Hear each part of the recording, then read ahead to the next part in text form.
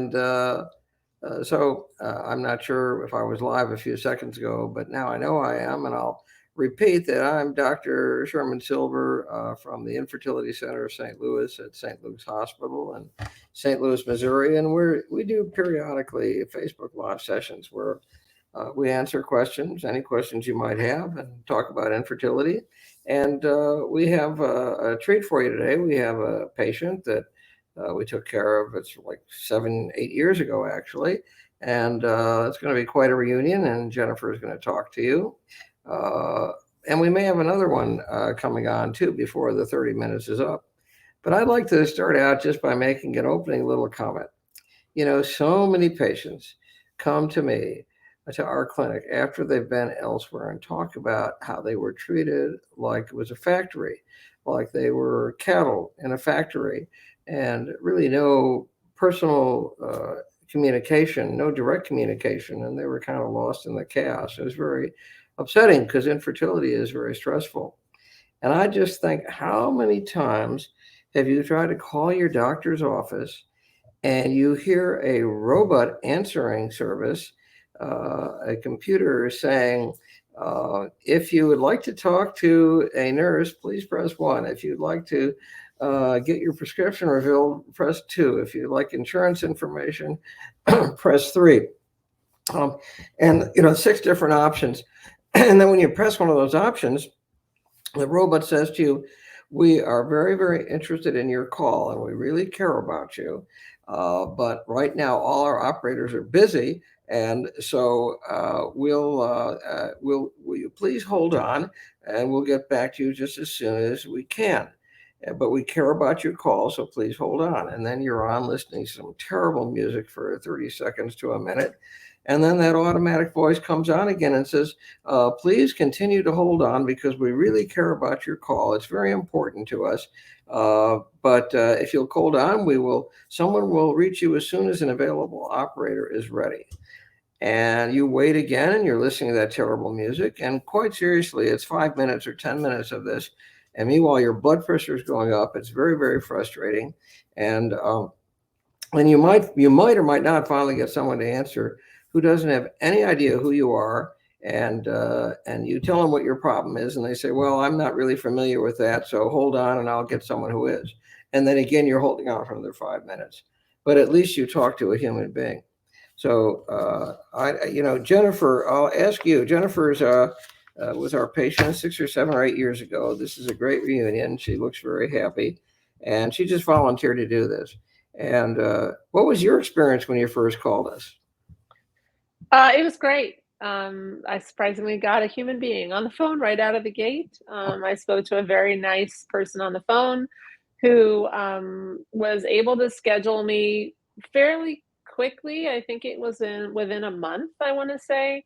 And prior experiences, I had reached out to a couple of other infertility specialists, and it was quite a long time before they would be able to see you. I think that the average wait time was like 6 months from what I recall. So yeah, I did speak to a human, and I actually had a great relationship. I can't recall her name, so I don't know if she's still there. But every time that I called initially to schedule and then with questions to follow that, it was wonderful. I always got a call back right away, and a real person on the phone.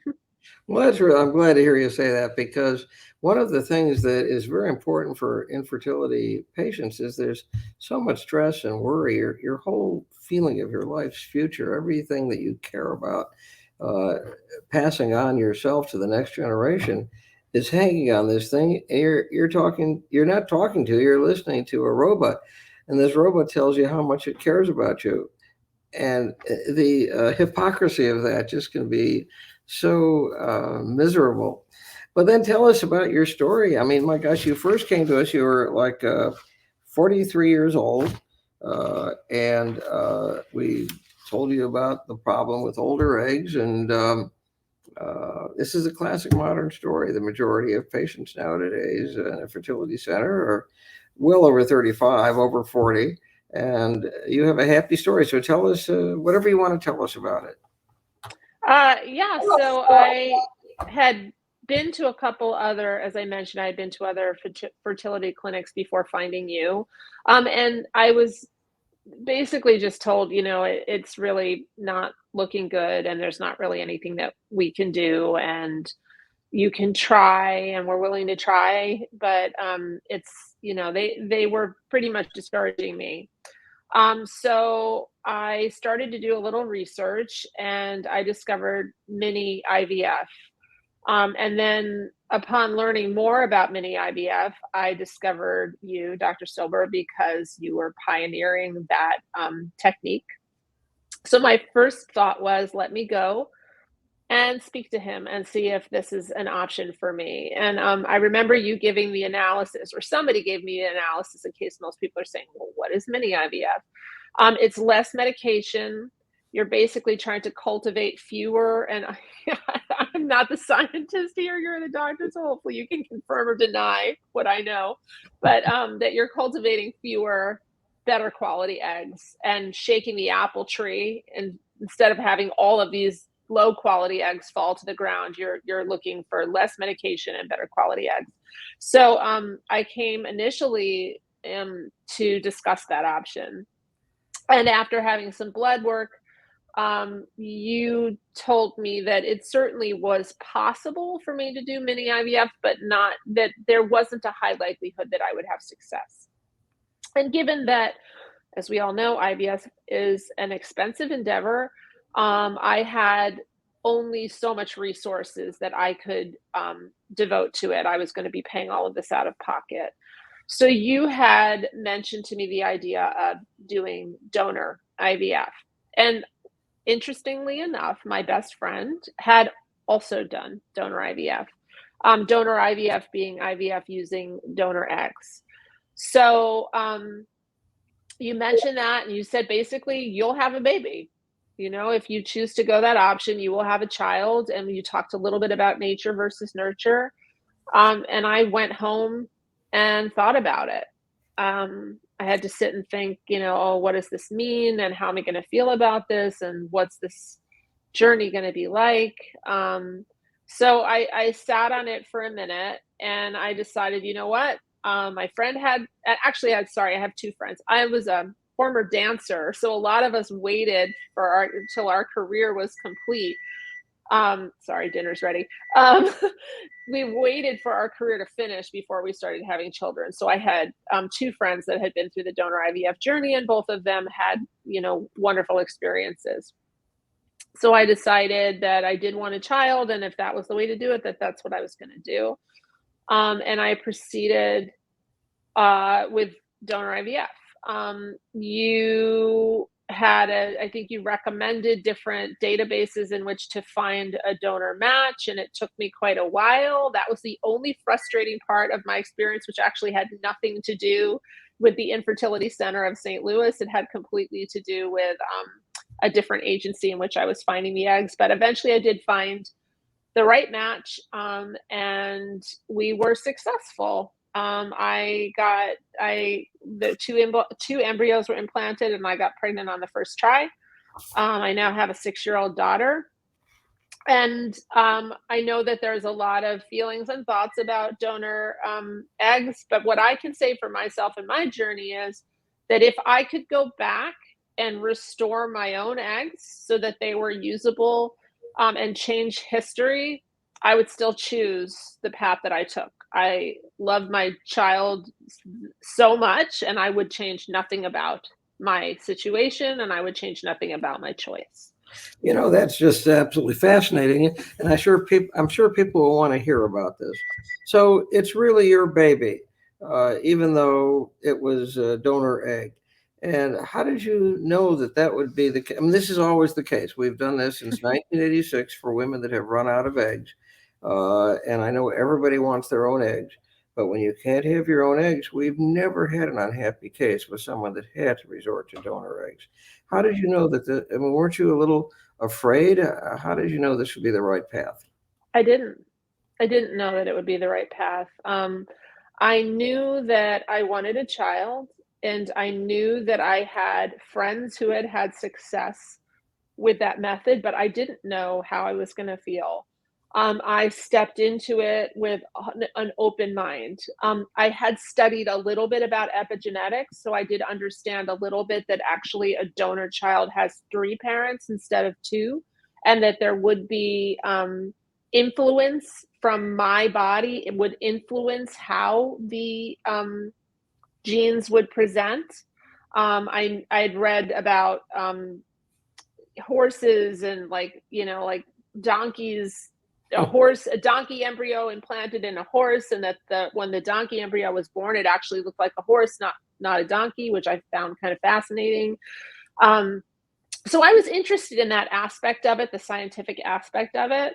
But during my pregnancy, I was like just sort of stepping out into the unknown and just being hopeful. And when she was born, within, minutes, she was on my chest and I felt the bond. I felt that instant, like, this is, the most amazing thing I've ever experienced. And from there, from that moment, I was attached during my pregnancy, but I've heard, like, there were moments where I was like, I don't know how I feel. I don't know how, what this is going to be like. But from the moment she was on my chest, from there forward, it was a bond. And there are things about my daughter that I see that don't look like me. But I've fallen in love with that person regardless. She does have blonde hair. She is tall. So I did purposefully choose somebody that resembled me just because that's what I wanted. Um, However, she has things about her that are totally not me, and that makes me love it even more. There are things about myself I don't need to replicate. Well, you do know that even when people have a child with their own eggs, like just natural conception, even the child doesn't look really completely like the parent. Often the child doesn't look that much like the parent because there's these mixtures of genes from the male also. And this mix up of genes that occurs from what we call meiotic recombination means that maybe the child will look like you and maybe the child won't look like you. It's highly variable, really. But the most important issue, you mentioned epigenetics, and that means it doesn't always matter what your genes are. What matters is how they're expressed. And epigenetics is the science of how the genes are expressed. And actually, there is, just like there's fetal DNA in the maternal bloodstream when you're pregnant, there's maternal RNA in the fetus the same way. There's an exchange going on all the time. And maybe even more importantly than that is that personality, character, intelligence, emotional stability, and bonding is not in the DNA. It results from how you interact with the baby in the first 2 or 3 years of life. And so that's why we don't have any unhappy. Can you imagine that there are many parents unhappy with their children, perhaps because they don't understand child rearing science and issues? But those first 2 or 3 years of life are really crucial. And women that had to go through all this, they are so, and their husbands are so clearly devoted to that interaction with the baby in the first 3 years of life that it always turns out great. It's their baby. So I didn't know you were going to be open or frank about this. Most people want to keep this sort of thing secret. And the fact that you're opening up about it, which I didn't ask you to do, is going to be helpful for other women who've completely run out of eggs and in whom there's no other hope. And we just never had an unhappy case with these cases, and you are demonstrating that. So now tell me something about her, though. She's 6 years old now, is that right? Yeah, she's 6. She is a force to be reckoned with. She is a creative. She's the type of child that will, ride her four-wheeler in a princess dress in the rain with cowboy boots, and like, she's just a mix of everything. She loves life. She loves to laugh. She loves animals. She's compassionate, but she's also really good at, better than I am at boundaries. Like, she'll say no, no, thank you. So she's really a terrific kid. Like I had mentioned before, I was a dancer, And she has an affinity for dancing. It's just really interesting to see. My donor, the woman that donated the egg, did not have any dance background. There was nothing dancey in her profile, but my daughter has this musicality and this dance ability, and it's interesting because I'm like, could that have come from, maybe she did absorb something. But yeah, she's a terrific kid. We are living on a farm. We have a lot of farm animals, and she loves taking care of them, and just yeah, she's just a really, I mean, everybody loves their child, I hope. So, and I love her to pieces. I did want to say, because you'd mentioned about, being open about the donor journey. I chose to be open about it because I wanted to give hope to women that were out there feeling like there was none. I was in a place in my life where I saw the potential for motherhood slipping away. And I think there's a stigma unnecessarily attached to the donor journey. And in not talking about it, I deny part of my daughter's existence, like how she came to be. And I think that's really, really important. There's no shame in it. I tell her she was wanted so badly that it took 3 people to make her. And she sort of, she's like, oh, okay. And I said, yeah, there's another lady that helped make you. And she's like, oh, all right, cool. Like, I've told her that right out of the gate. Because I think people might be worried, what will my daughter think? Will she think that I'm not her mom? No, no, no. That's not the case at all. Other people choose to keep that information hidden in private, and that's a valid choice as well. Like, I think everybody should choose how they want to approach this. But for me, I think it's important just that other women know, like, hey, you can do it. I did it. I was successful. I love my child, like, to the moon and back, and I know that you will too. So that's fantastic.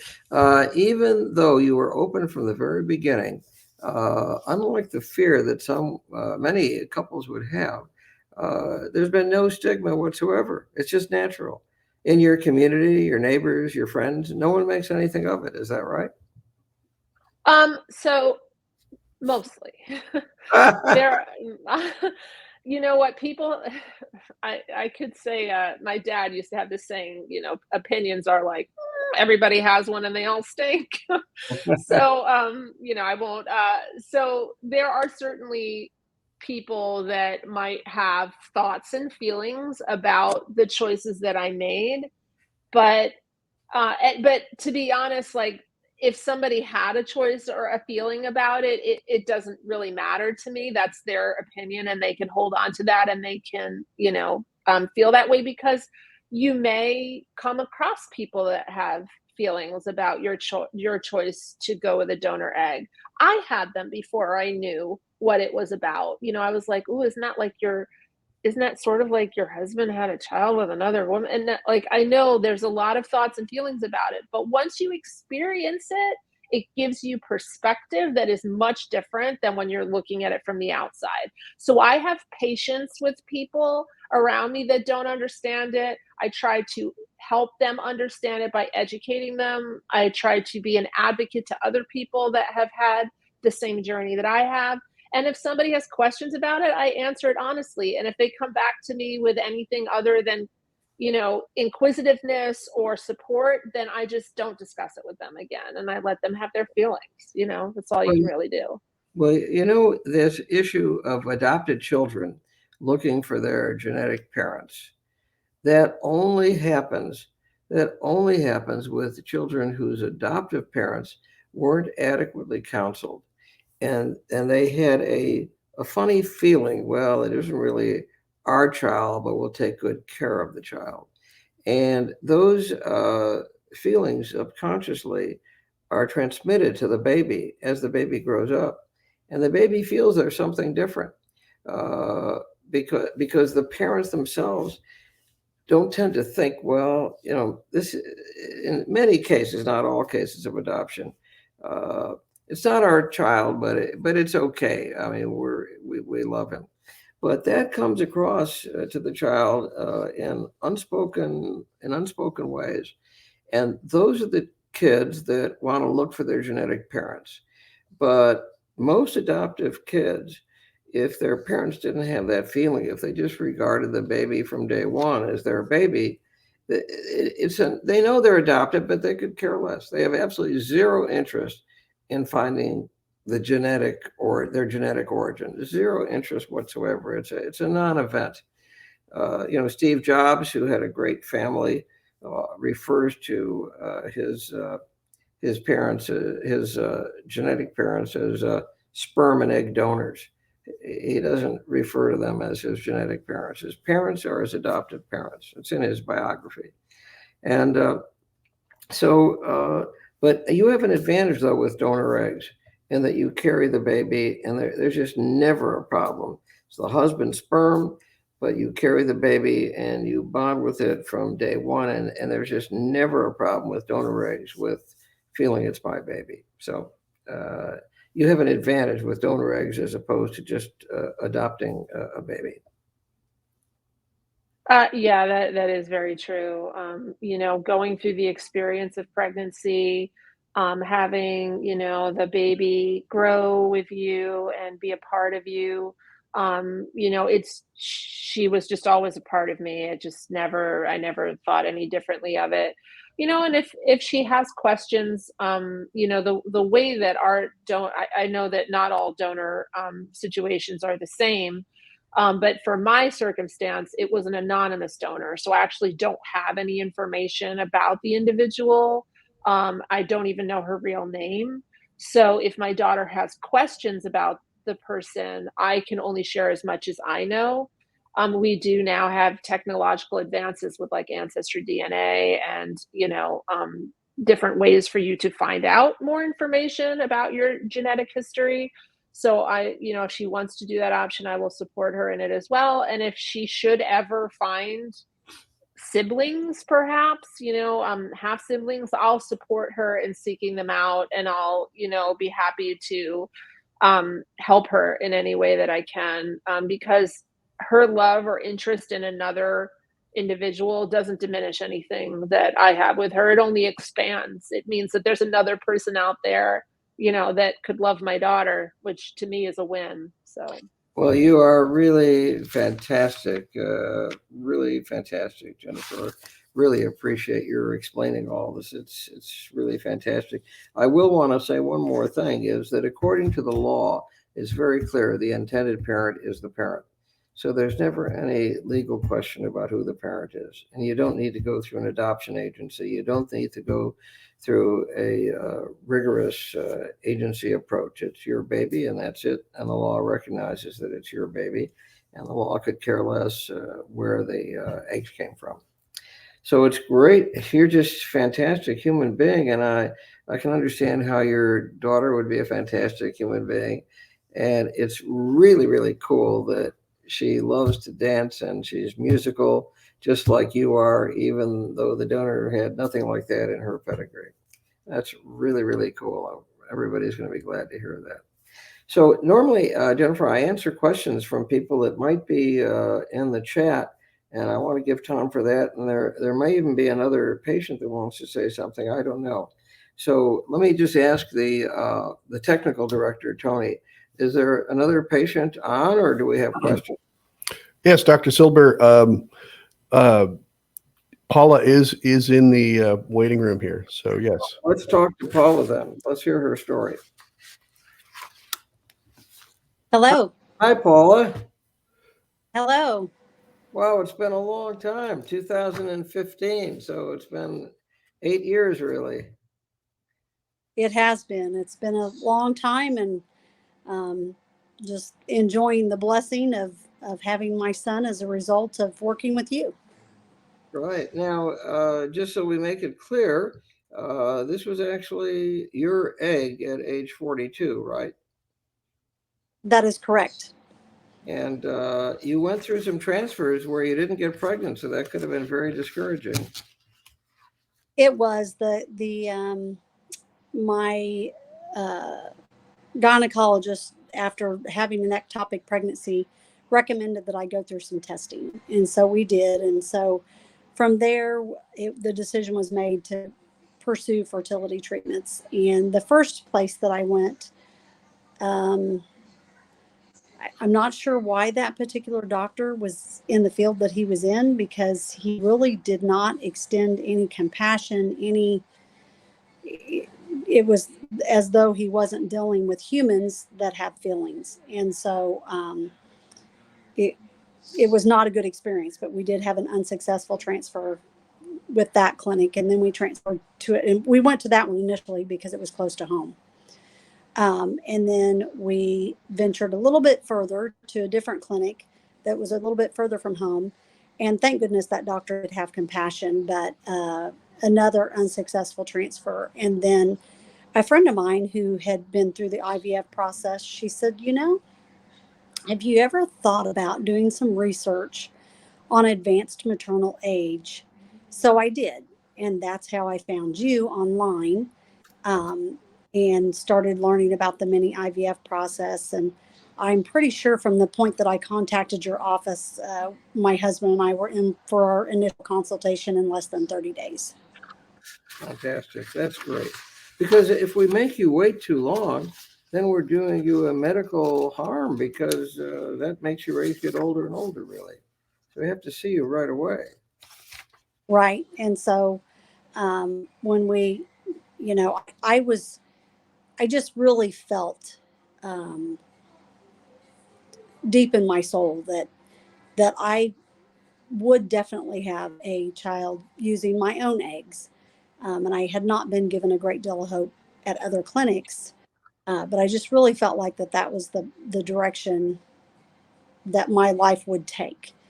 And so after we met with you, obviously you explained that I was, older, but we needed to harvest as many eggs as we could, as quickly as we could, and to gear up for the, transfer at a later date after we harvested the eggs we could harvest. And so, of course we did. So we ended up with 4 eggs, and the initial transfer was not successful. But the second one was. So that resulted in my son, and he will be 7 years old in exactly 5 days.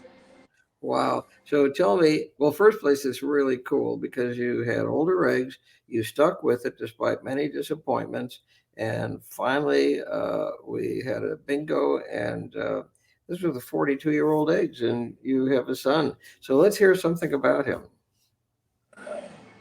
He has a tender heart. He's very energetic. He's very intelligent. My side of the family say that he looks like me, and his dad's side of the family says that he looks like him. Of course, that's kind of how it goes, I think. But we were both towheads as young children, and so he is a towhead, and he has blue eyes. Dad and I both have green. I believe he's going to be tall like his father, who's 6'3". So he's very, very, very talkative, as am I, but he talks even more than I do. And so he brings so much joy to our life, and he's very adventurous, which, keeps us active and going because, I am now 50 and my husband's 51. And like I said, in 5 days, he's going to be 7. So he keeps us on our toes. That's for sure. What gave you that determination? You went through first a clinic where the doctor was not kind or caring and just was a robot treating you like cattle. And then you went through another clinic you liked better, but there was no pregnancy. And finally, you did mini IVF with us, so we get better quality eggs for a 42-year-old woman. And even with us, you had a failed transfer, but you kept going. Where did you get that determination? Well, honestly, I just kept holding on to scripture found in the Bible, and I just kept holding on to the promises that you find in there regarding the desires of your heart. And in the Bible, there are, women in the Bible that had babies at Yeah. quite an age. And I just really felt that through that I had hope. I just needed somebody that was willing to be kind, because I think that helps to reduce your stress level. And of course, all the doctors from the very beginning stated that your stress needs to be low to none. Well, that's hard if you have somebody really, really enforcing to you that your eggs are not an option. Yeah. So Yeah.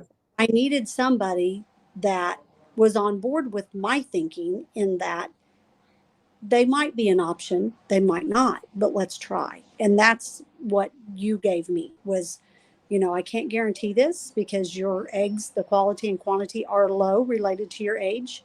So you were very honest with me, but you were willing to, because I'd said pretty quickly at the initial consultation that I had other previous doctors suggest that, we had good quality sperm. So in the event that we had a good egg, that I would definitely, not have any problems and be able to have a baby. So I let it be known pretty early in our consultation with you that I did understand that, but that was not the path I was interested in at that time.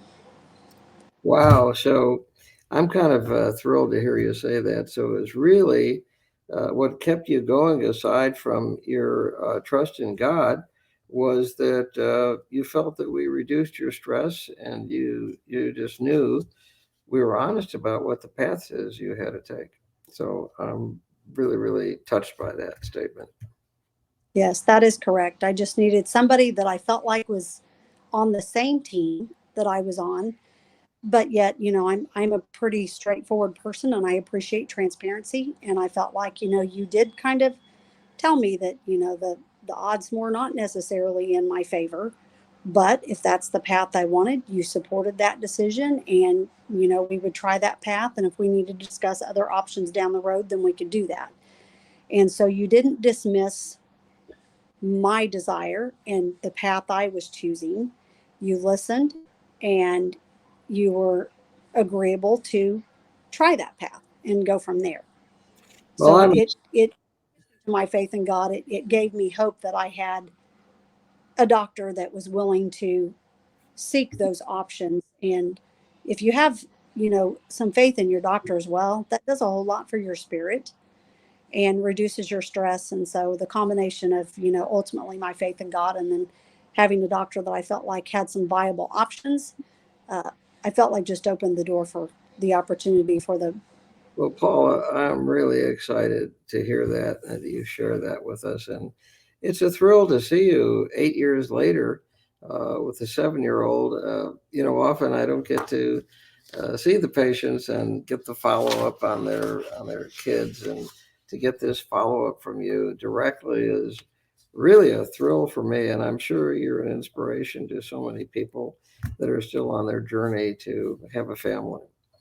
That's fantastic. Yeah, you try to be supportive and encouraging of others to not let somebody discourage their path, that they need to advocate for their own care and their own wishes and desires, and to find the person that can partner with them to work together to try, to make that option happen. And if not, then there's always other options if that fails.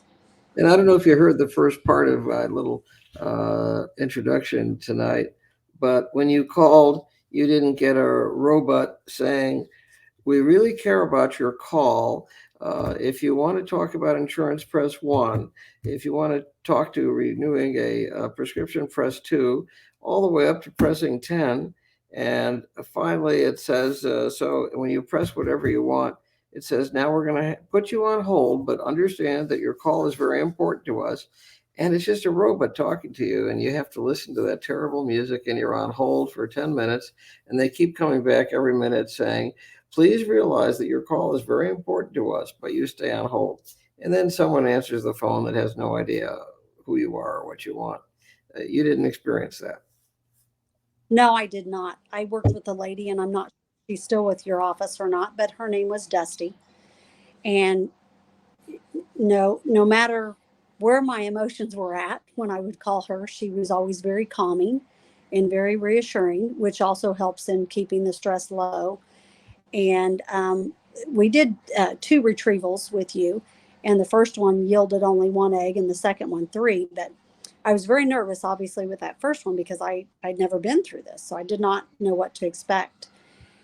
And she called me on April 9th, and I was, of course, nervous, and I answered the phone, and she gave me the good news that we did have an embryo that made it to freeze, and I was super excited about that. And I shared with her that she made a day, or a date, I guess I should say, that for me had been kind of a hard date because I lost my dad on April 9th back in Oh, 1990. So she gave me good news on April 9th that he made it to freeze. And I told my husband, because of course you all send that picture in the mail, and I had that picture on the screensaver of my phone for until our son was born. And I told my husband, I said, we don't need to do another retrieval. And he says, but Dr. Silber said we need to harvest as many as we can. And I said, honey, I said, I'm telling you, this is our baby and it's a boy. And the reason why I know that that was him is because he had to be cultured on to a blastocyst. uh, So I have research to know, approximately when the attachment process should happen. So when the first 2 were transferred, I knew that that wasn't him. That was not my picture. So when the next 2 were transferred, one of them obviously was my picture and my boy. And the day after, it was July 30th of 2015. The day after, we were driving home because we don't live in the St. Louis area. I told my husband, I said, we're having a baby. And he says, don't tell me that. I don't want to get excited. Don't tell me that. He said, why do you think that? He said, wait a minute. Why do you think that? And I said, because I have cramping and the baby is attaching. I said, that's what that means. And he didn't do all the research like I did and stuff. And he didn't really want to hear that because he didn't want to get excited to just be let down because we had the loss from the ectopic pregnancy. And then everybody, I had belonged to a fertility group on Facebook, and everybody was like, just test, just test, just test. And I said, no, I don't need to. I said, I'm going to wait until I'm supposed to go in and test because I already know I'm pregnant. So, and I didn't have any feelings in terms of sickness or anything like that other than that cramping. And so when I went in to test at the doctor's office locally to me, I was in fact pregnant. And I didn't end up with twins, so the other embryo did not, make it. But I told my husband from that point that day, I said, we're only having one. And he said, how do you know? And I said, honey, I just know we're having one, and it's the boy I've always told you we're going to have. And so he didn't want to get excited about the son because he already had a daughter. So he really, really, prior to us being together, he had a daughter, and he really, really wanted a son, because he already had a daughter, and he did not want to get excited to be let down. And so then, um, you know, fast forward to 2016, I was 37 weeks, and they decided to induce me early because my blood pressure was skyrocketing, to say the least. But so he did decide to take his precious and sweet time, though, because he didn't join us until 55 hours and 15 minutes later. oh, And we did not choose to find out if we were having a boy or a girl. I begged and begged and begged my husband, please don't do that. I want this. This is my first, only, and last biological child. I want this to be, just an amazing gift and surprise. And so the agreement was that instead of the doctor or the nurses announcing if we had a boy or a girl, they were going to let my husband do it. And so wow. that was a very emotional moment that he got to experience, and I could see his face when he said that. And um, obviously he was beyond thrilled. And we have a healthy boy. I want people to know that yes, there are risks in terms of Down syndrome and various things when you're older. Um, but if your heart, that's what really is the desire of your heart, I don't want people to feel discouraged to pursue your desire of your heart, because my son is perfectly healthy. I mean, he's developmentally on track to be a tall, slim, handsome, healthy, intelligent, kind and caring, God-fearing young man.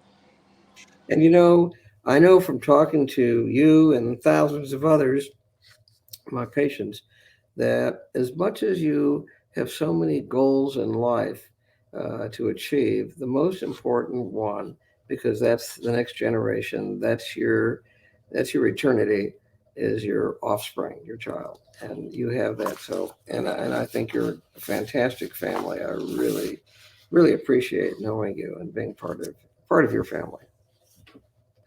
Well, So I we think, appreciate that very much. I appreciate you.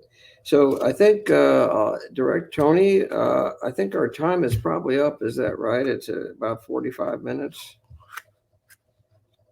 Tony? Yeah. What do you think? Yes, it is. Yes. So we're running. Yeah, we're running a little bit longer, but we can take some questions if you like. Whatever you'd like to do. Well, if we have time and people have questions, I should try to answer them. Well, we mostly have It was statements. so great having Paula and Jennifer tell their story. It was really wonderful. We mostly have statements here. Here's one from Ashley, who says, "I can't wait to see you in May. You've restored my hope for my husband and I."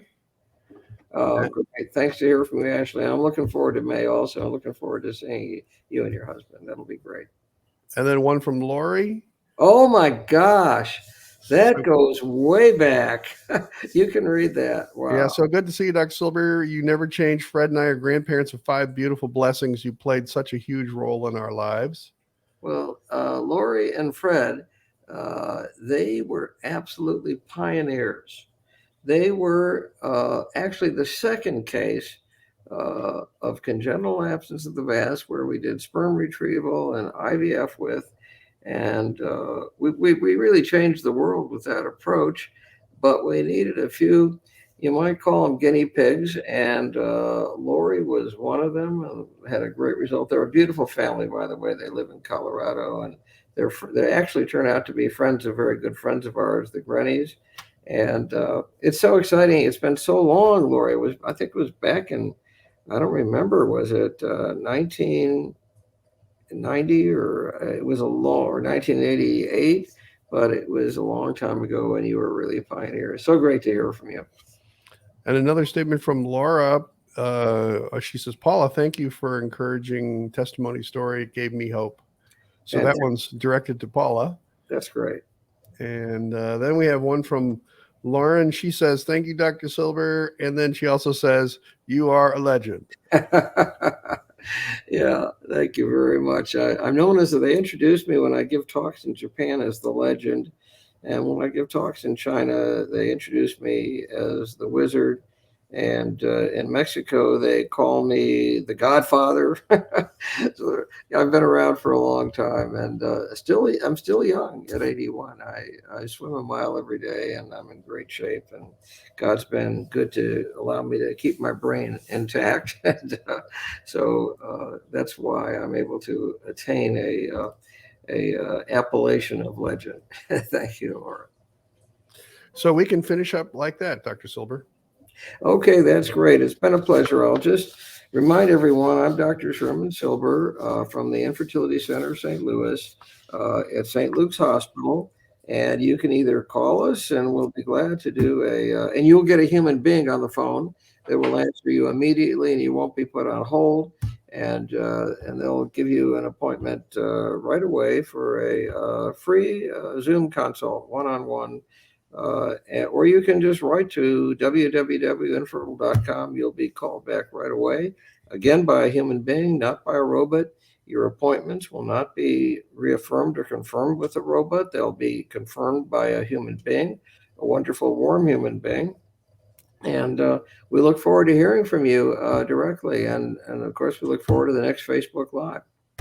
So this is Dr. Sherman Silber. I'm signing off now until the next Facebook Live or until I see you on a Zoom consult personally. Bye-bye.